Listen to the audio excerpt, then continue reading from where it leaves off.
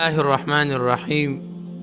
یو ملګري تپوس کړی دی چې موږ بسا اوقات یو جنازې له لاړ شو، نو په جنازه کې هغه ټیم جنازه ودرېدو واله وي، نو موږ وضو ني، زموږ چردام ني، نو دغه ټیم به موږ څه کوو؟ آیا موږ تیمم ویلی شو که نه شو ویلی؟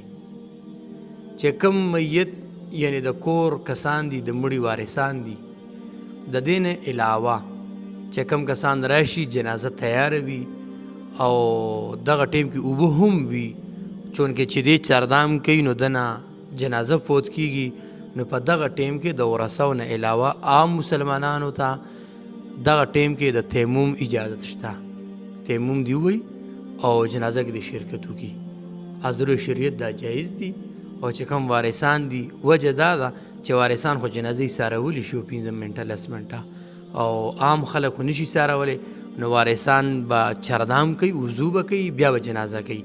او که نور مسلمانان راشي هغوی تیمم سره بیا جنازه کولی، چې په دې شرط باندې چې جنازه د فوت کېدو خطره وي.